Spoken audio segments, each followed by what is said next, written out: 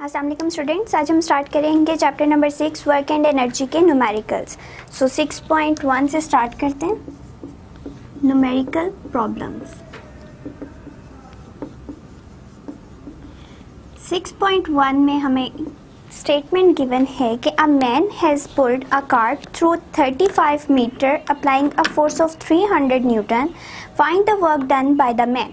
सो एक मैन है, वो पुल कर रहा है कार्ट को थ्रू 35 मीटर, मतलब डिस्टेंस कितना है, 35 मीटर के डिस्टेंस से वो उसको पुल कर रहा है और फोर्स लगा रहा है 300 newton. We just have to find out the work done. So यहाँ से हम गिवन डेटा से स्टार्ट करते हैं। गिवन डेटा, डिस्टेंस जो गिवन है दैट इज 35 मीटर्स एंड जो फोर्स गिवन है that is 300 newton.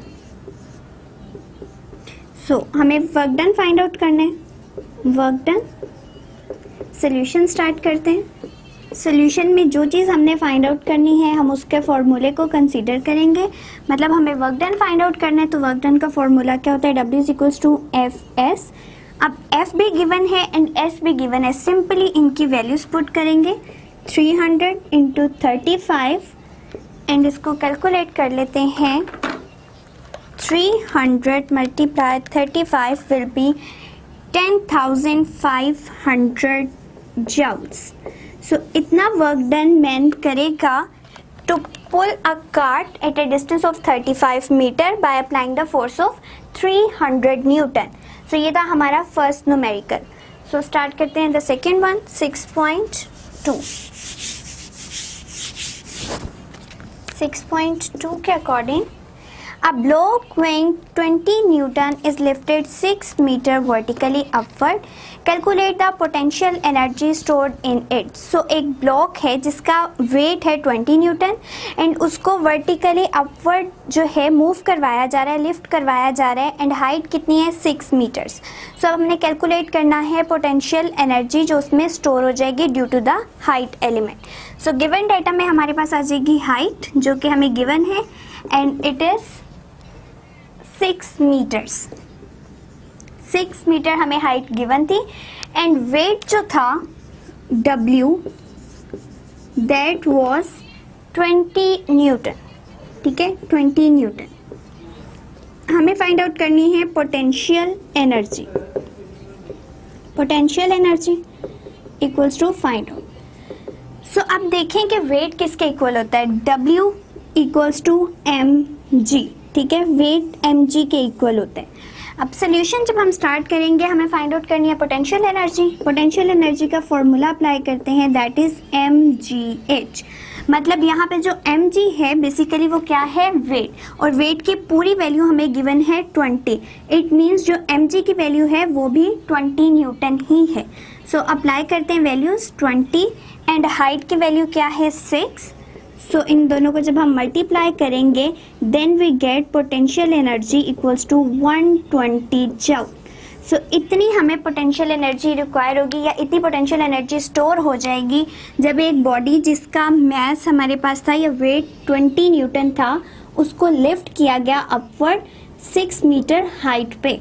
So potential energy कितनी स्टोर हुई, 120 जूल। सो नेक्स्ट स्टार्ट करते हैं 6.3। 6.3 A car weighing 12 kilonewton has a speed of 20 meter per second. Find its kinetic energy. एक car है जिसका wait है 12 किलो न्यूटन एंड उसकी speed थी, वो किस स्पीड से मूव कर रही थी, 20 मीटर पर सेकेंड की स्पीड से मूव कर रही थी। ऑब्वियसली जब मूव कर रही है मोशन की वजह से उसमें काइनेटिक एनर्जी स्टोर होगी और हमें वही काइनेटिक एनर्जी फाइंड आउट करनी है। सो यहाँ पे हमारे पास जो वेट गिवन है that is 12 kilo Newton.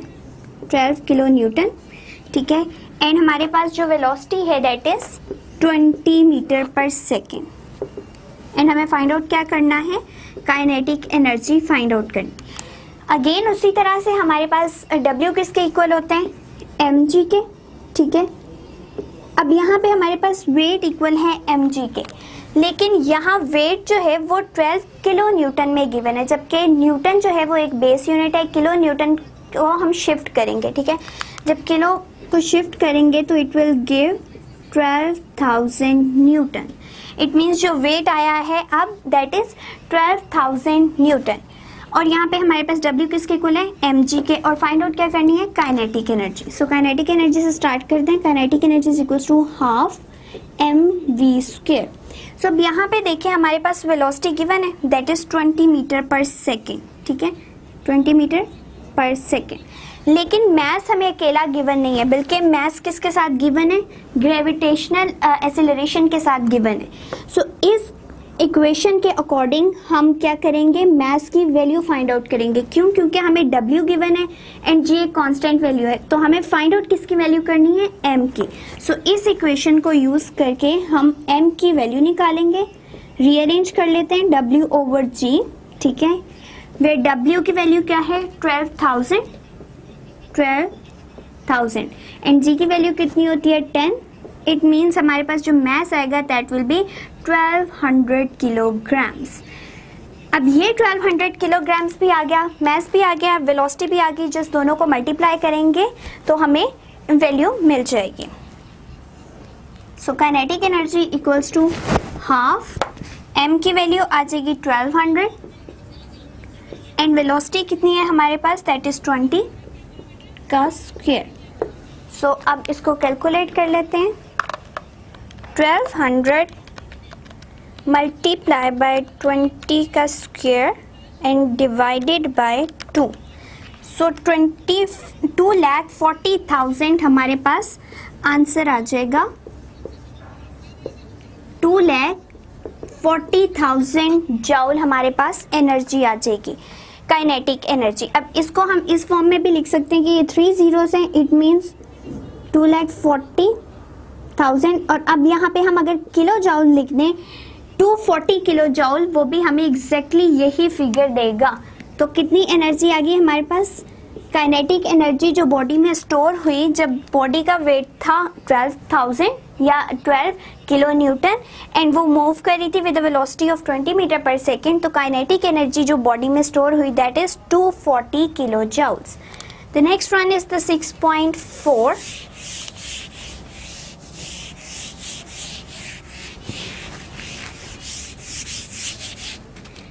6.4 A 500 gram stone is thrown up with a velocity of 15 meter per second. Find its potential energy at its maximum height and kinetic energy when it hits the ground. सो सबसे पहले तो हम ये देखते हैं कि जब भी बॉडी मूव कर रही है, ठीक है, एक स्टोन हम लोगों ने लिया है that is of 500 grams wait, ठीक है। अब वो वेलोसिटी किसके साथ मूव कर रहा है, 15 मीटर पर सेकेंड के साथ वो मूव कर रहा है। अब यहाँ पे अगर हम देखें कि ग्राउंड पे क्या चीज़ प्रेजेंट है, काइनेटिक एनर्जी। जब बॉडी मूव कर रही होगी, मोशन में होगी ऑन द ग्राउंड, देन उसमें जो एनर्जी स्टोर होगी that will be the kinetic energy. लेकिन जैसे ही उसको अपवर्ड लेके जाया जाएगा तो वो काइनेटिक एनर्जी ही शिफ्ट होगी, क्योंकि इंटर कन्वर्जन होती रहती है एनर्जीज की। सो वही काइनेटिक एनर्जी शिफ्ट हो जाएगी पोटेंशियल एनर्जी में। इसका मतलब है कि अगर वो ग्राउंड पे है तो काइनेटिक एनर्जी मैक्सिमम है और पोटेंशियल 0 है, लेकिन अगर वो ऊपर चली गई है तो पोटेंशियल एनर्जी मैक्सिमम है, काइनेटिक एनर्जी 0 है। और इस क्वेश्चन में हमें पूछा ये गया है कि एक स्टोन है जिसका मास है 500 ग्राम्स एंड वो वेलोसिटी से मूव कर रहा है 15 metre per second. 15 metre per second की वेलोसिटी से वो मूव कर रहा है। सो हमने काइनेटिक एनर्जी बतानी है जब वो ग्राउंड को हिट करेगा, मतलब ऊपर से जब वापस रिटर्न बैक करेगा तब उसकी क्या एनर्जी होगी, काइनेटिक एनर्जी। एंड जब वो हाईएस्ट पॉइंट पे था, पीक पॉइंट पे था, तब उसकी पोटेंशियल एनर्जी क्या होगी। सो इसको सबसे पहले हम यहाँ ही समझ लेते हैं कि law of conservation of energy के अकॉर्डिंग, कंजर्वेशन ऑफ एनर्जी, अगर एक एनर्जी ज़्यादा हो रही होती है उसके बरक्स दूसरी एनर्जी कम हो रही होती है। इट मीन्स अगर गेन इन पोटेंशियल होगा, gain in potential energy, it mean loss of kinetic energy. जिस तरह से काइनेटिक एनर्जी जैसे जैसे हाइट पे जाती जा रही है वो काइनेटिक एनर्जी क्या होती जा रही है, कम होती जा रही है, और वो काइनेटिक एनर्जी शिफ्ट हो रही है पोटेंशियल एनर्जी में। इट मीन्स यहाँ पे जो आपको कैलकुलेट करनी है वो एक ही वैल्यू कैलकुलेट करेंगे, और अगर काइनेटिक एनर्जी की वैल्यू जहाँ पे मैक्सिमम है एट द ग्राउंड, वही वैल्यू पोटेंशियल एनर्जी की होगी एट द मैक्सिमम हाइट। सो यहाँ से हम स्टार्ट करते हैं अपना न्यूमेरिकल, जिसमें हमारे पास गिवन डेटा है कि मास हमारे पास है 500 ग्राम्स एंड वेलोसिटी हमारे पास है 15 मीटर पर सेकेंड। सो यहाँ पे जो ग्राम है, सबसे पहले तो हम इसको कन्वर्ट करेंगे किलोग्राम्स में, क्योंकि ग्राम जो है वो बेस यूनिट नहीं है। इसको कन्वर्ट करने के लिए डिवाइड करेंगे 1000 से। सो यहाँ पे ये किलोग्राम्स में आ जाएगा। अब हम इसको डिवाइड करके देख लेते हैं। 500 divided by 1000, it will give you 0.5 kilograms. So हमारे पास मास आ गया है, that is 0.5 kilogram and we have to find out the potential energy as well as kinetic energy, जो कि इस केस में law of conservation of energy के अकॉर्डिंग दोनों की वैल्यू सेम होगी। ठीक है, सो हम काइनेटिक एनर्जी फाइंड आउट कर लेते हैं। It is half mv²। So m भी गिवन है, वेलोसिटी भी गिवन है, दोनों की वैल्यूज पुट करेंगे। हाफ, मास की वैल्यू है 0.5 एंड वेलोसिटी की वैल्यू है 15 का स्क्वायर। सो इसको मल्टीप्लाई कर लेते हैं। 0.5 मल्टीप्लाई 15 का square divided by 2, it will give 56.25 joules. So ये लिखने के बाद जब हमने पोटेंशियल एनर्जी फाइंड आउट करनी है तो उसकी जगह हम ये स्टेटमेंट लिखेंगे कि according to the law of conservation of energy, यहाँ पे हम अगेन लिख लेते हैं, according to law of conservation of energy, energy gain in potential energy equals to loss in kinetic energy. So अगर पोटेंशियल एनर्जी हमारे पास काइनेटिक एनर्जी 56.25 थी जब ग्राउंड पे हिट किया था बॉल ने, तो अब जब वो हाइट पे चला गया, इट मीन्स सारी काइनेटिक एनर्जी शिफ्ट हो गया पोटेंशियल एनर्जी में। So potential energy will become 56.25 joule. So ये था हमारा न्यूमेरिकल नंबर 4, जिसमें हमने पोटेंशियल एनर्जी भी फाइंड आउट करनी थी जब बॉडी ने हिट कर दिया था ग्राउंड को, एंड पोटेंशियल एनर्जी तब फाइंड आउट करनी थी जब बॉडी मैक्सिमम हाइट पे थी, एंड काइनेटिक एनर्जी तब फाइंड आउट करनी थी जब जो स्टोन था उसने हिट कर दिया था ग्राउंड को। सो हमने एक वैल्यू निकाली and according to the law of conservation of energy हमने दूसरी की स्टेटमेंट बता दी है कि अगर एक एनर्जी में गेन आ रहा है तो दूसरी एनर्जी लॉस हो रही है। It means after some time after that peak point, ठीक है, तो वो पूरी की पूरी एनर्जी उसमें शिफ्ट हो गई, मतलब अब काइनेटिक एनर्जी 0 रह गई है एंड पोटेंशियल एनर्जी की वो वैल्यू आ गई जो काइनेटिक एनर्जी की थी। So the next one is 6.5।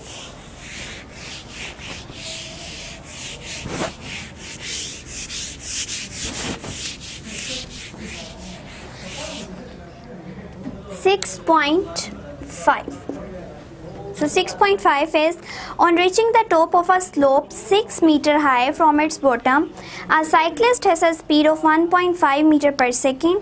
Find the kinetic energy and the potential energy of cyclist.